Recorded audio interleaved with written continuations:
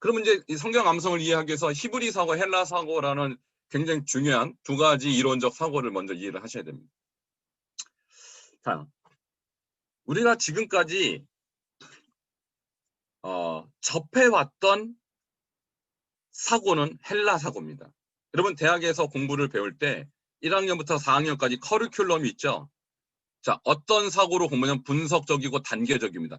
1학년 때 했던 거 2학년 때 다시 배우지 않습니다. 2학년 때 했던 거 3학년 때 배우지 않습니다. 그리고 4학년 때 졸업할 때쯤 되면 1학년 때 공부했던 거 싹 잊어버리죠. 자, 이것이 바로 단계적 사고, 분석적 사고인데 쪼개놓는 거예요. 제가 교육학과에서 교육학이라는 이 학문 안에 교육상담, 교육심리, 교육철학, 교육행정 엄청나게 분석을 해놔서 쪼개놨어요. 근데 나중에는 내가 뭘 배웠지? 기억이 안 나요. 통합적이지 못해요. 그러나 히브리 사고는 분석적이지 않고 통합적입니다. 창세기를 봐도 계시록이 이해가 되고요. 창세기를 봐도 말라기가 이해가 되는 거예요.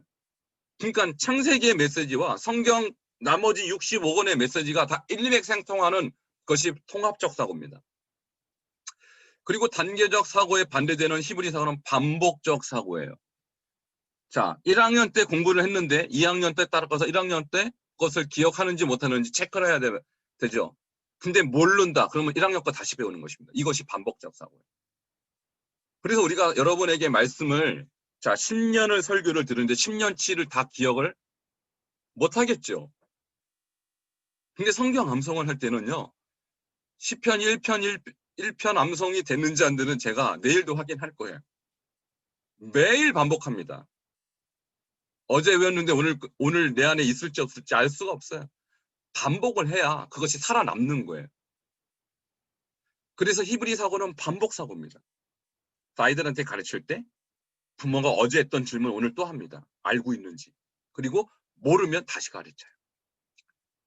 자, 그리고 헬라 사고는 이론적 사고입니다. 철학적 사고고 이론적 사고예요. 많은 이론을 제시해요. 근데 히브리 사고는 실천적 사고예요. 예를 들어서 시편 1편의 메시지를 이해했고 실천했는지 보고 실천 안 했으면 모르는 거로 여겨요. 그래서 실천이 없는 것은 곧 모른다. 이렇게 얘기하는 것이 히브리 사고입니다. 자, 헬라 사고는 인간 중심이에요. 근데 히브리 사고는 하나님, 신 중심으로 사고합니다. 그래서 헬라 사고로 나온 모든 서적들은 인간이 주어이지만 히브리 사고는 신, 하나님이 주어입니다. 그래서 태초에 하나님이라고 벌써 나오죠. 천지를 창조하시니라.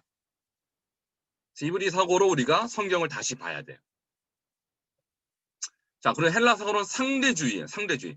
다양한 의견, 다양한 이론을 다 섭렵합니다. 너는 어떻게 생각해? 그럴 수도 있지. 너는 그렇게 생각하니? 그럴 수도 있지. 근데 히브리 사고는 절대주의예요.